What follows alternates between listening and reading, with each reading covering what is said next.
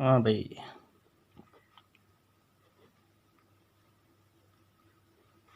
उसके बाद हम करवाएंगे आपको कंडक्टिविटी। कल हमने कंडक्टेंस बताया था, है ना। कंडक्टेंस का मतलब क्या होता है कि जो इलेक्ट्रोलाइट्स लेकर के जाते हैं वो कंडक्टेंस होता है। और उसके बाद है कंडक्टिविटी।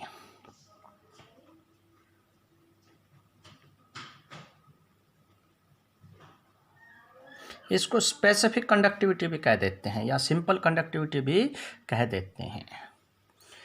क्या है conductivity? It is defined as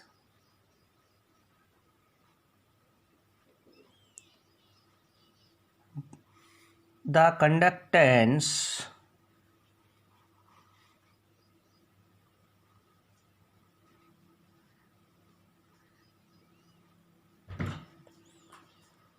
of 1 meter cube of the solution of the conductor।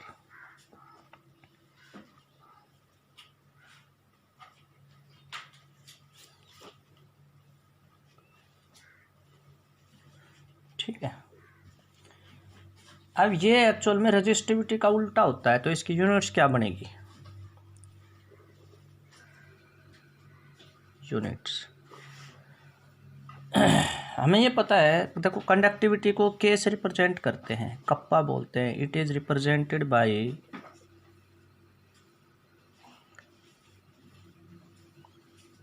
के,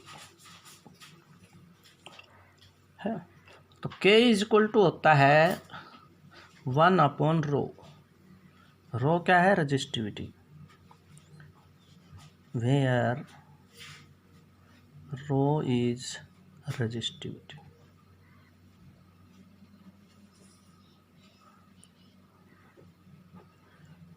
अब ये इसका रेसिप्रोकल होगा। रेजिस्टिविटी हमें पता होता है क्या होता है कि ये कंडक्टिविटी का रेसिप्रोकल है। रेजिस्टिविटी का मतलब जब रेजिस्टेंस किसी का लेते हैं, 1 मीटर वायर है, एक उसका सरफेस एरिया 1 सेंटीमीटर स्क्वायर है, तो वो उसकी रेजिस्टिविटी मतलब ये स्पेसिफिक रेजिस्टेंस है ये।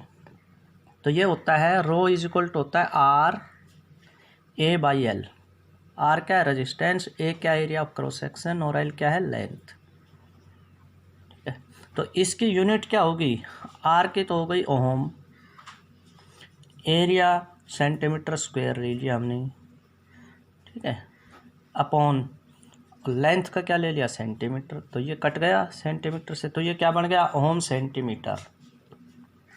ओम सेंटीमीटर। तो ये तो हो गई रेजिस्टिविटी की। रेजिस्टिविटी का उल्टा क्या होता है? कंडक्टिविटी। तो कंडक्टिविटी का तो रेजिस्टिविटी की यूनिट क्या होगी? ओम सेंटीमीटर। और हमें पता है रेजिस्टिविटी का उल्टा क्या होता है? कंडक्टिविटी। तो स्पेसिफिक कंडक्टिविटी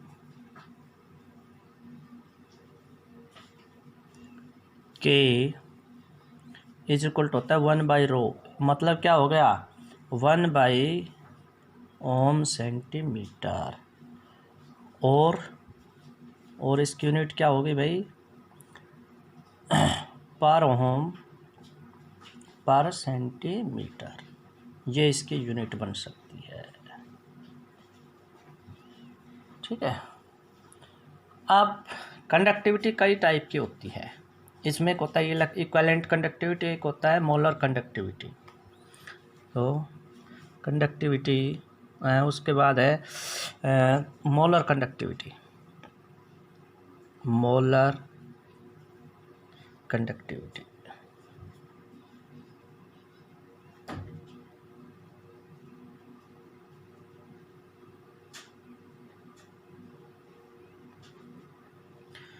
भाई, मोलर कंडक्टिविटी का मतलब क्या है? ये हमारे पास कोई इलेक्ट्रोलाइटिक सेल है, ये 2 इलेक्ट्रोड है, इसमें जो इलेक्ट्रोलाइट है उनके जो इलेक्ट्रोलाइट है ये 1 मोलर सॉल्यूशन का है। इनके बीच का एरिया 1 सेंटीमीटर क्यूब या 1 मीटर क्यूब है, इसके बीच का जो एरिया है ये, ठीक है, ये क्या है 1 सेंटीमीटर क्यूब या 1 मीटर क्यूब और 1 मीटर क्यूब, ठीक है। इसके बीच में अगर 1 मोलर की सॉल्यूशन डाल दें, यही हमने डेफिनेशन में लिखा है कि ये 1 मीटर क्यूब एरिया के अंदर जो कंडक्टेंस होता है वो स्पेसिफिक कंडक्टिविटी कहलाता है। तो अब इसमें जो इलेक्ट्रोलाइट अगर हम 1 मोलर का इलेक्ट्रोलाइट ले लेते हैं तो ये क्या हो जाएगा, मोलर कंडक्टिविटी। तो मोलर कंडक्टिविटी को हम किससे लिखते हैं, लैम्डा एम से लिखते हैं। किससे लिखते हैं, लैम्डा एम से लिखते हैं मोलर कंडक्टिविटी। तो अब इसकी डेफिनेशन क्या बनेगी भाई, molar conductivity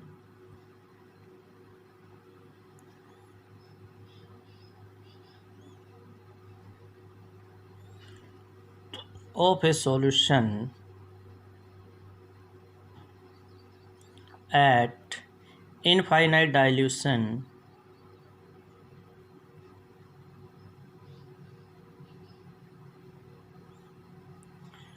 is the conductance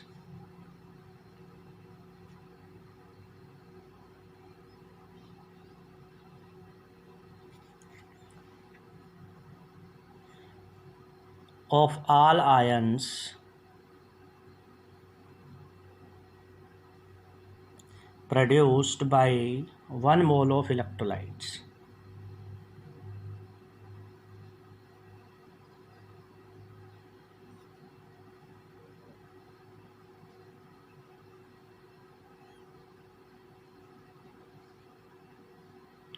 मान लो हमने इसके अंदर सोडियम क्लोराइड डाल दिया, तो सोडियम क्लोराइड आयन में टूटेगा, ये कैटायन भी होंगे और एनायन भी होंगे, तो हमने टोटल मोल लिख दिया, टोटल मोल्स ऑफ आयंस मतलब ऑल आयंस। तो कैटायन इधर भागेंगे, एनायन इधर भागेंगे, लेकिन जो सोडियम क्लोराइड हमने इसमें डाला या जो भी इलेक्ट्रोलाइट्स हमने इसमें डाला वो 1 मोल डाला, तो इसकी जो कंडक्टिविटी है वो क्या कहलाएगी, मोलर कंडक्टिविटी कहलाएगी।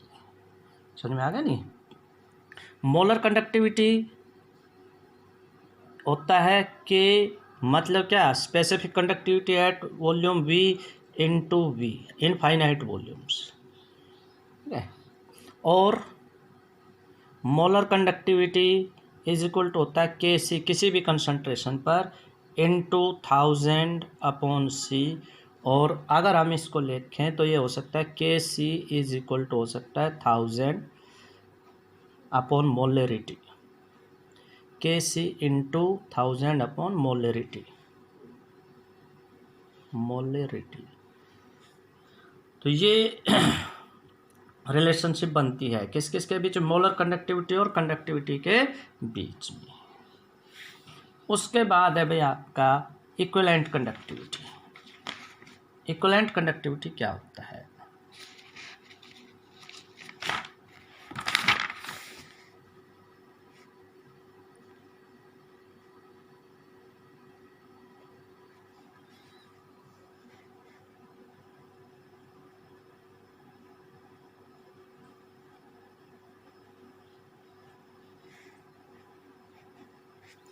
इक्विवेलेंट कंडक्टिविटी को भाई लैम्डा ई क्यू से लिखते हैं।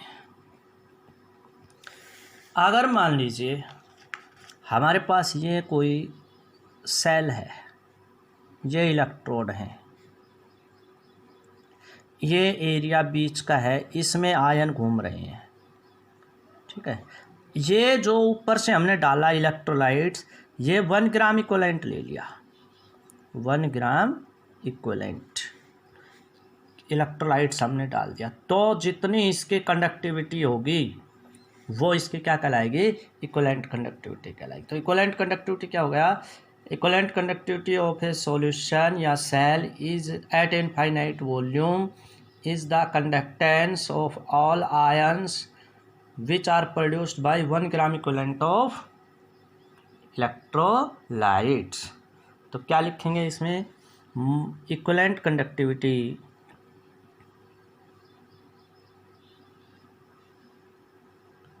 of a solution may be defined as conductance of all the ions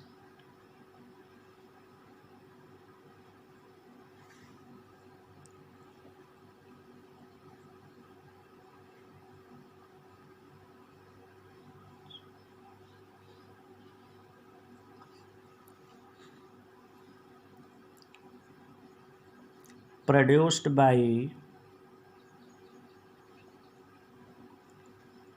1 gram equivalent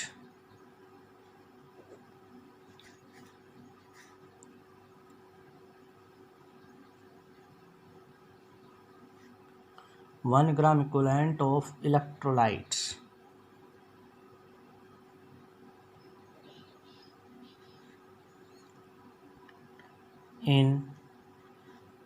at infinite dilution.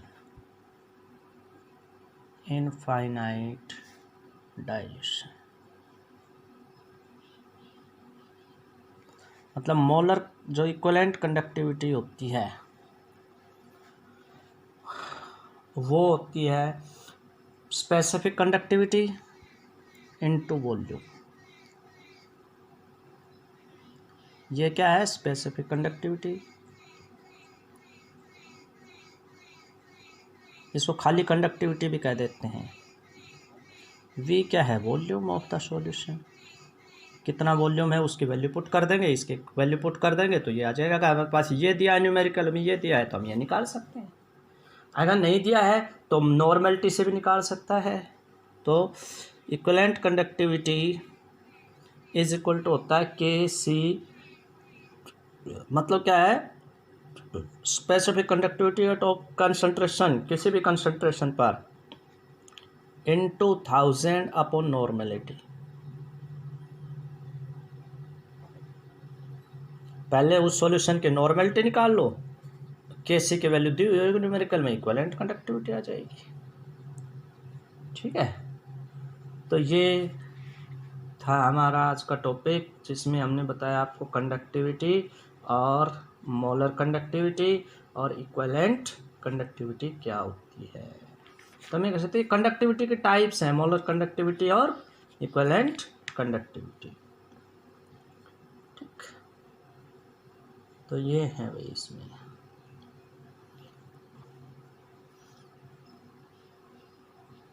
Specific conductivity को कैसे रिप्रेजेंट करते हैं? इसी तरह से एक आता है सेल कांस्टेंट। सेल कांस्टेंट क्या होता है? L/A। सेल कांस्टेंट क्या होता है? एक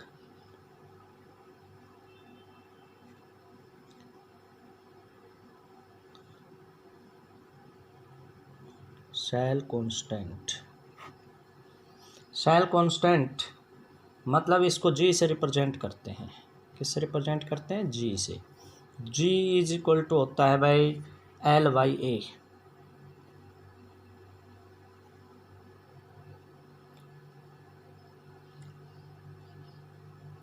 L क्या है भाई? Length of wire. A क्या है? एरिया ऑफ क्रॉस सेक्शन, या length of solution, area of cross section. तो अगर जिसकी 1 सेंटीमीटर स्क्वायर एरिया है, 1 सेंटीमीटर लेंथ है, तो उसकी जो आपके सेल कांस्टेंट आ जाएगा वो 1 आ जाएगा। तो ये इसका सिर्फ फॉर्मूला ही याद करना है आपने। तो आप लिख सकते हैं cell constant of a cell is the ratio of length and area of the solution. ये इसका रेशियो निकालना है हमने, लेंथ और एरिया का। वो इसका क्या जाएगा? सेल कांस्टेंट आ जाएगा। ये L है भाई, L/A। ठीक, तो ये आज आपका टॉपिक।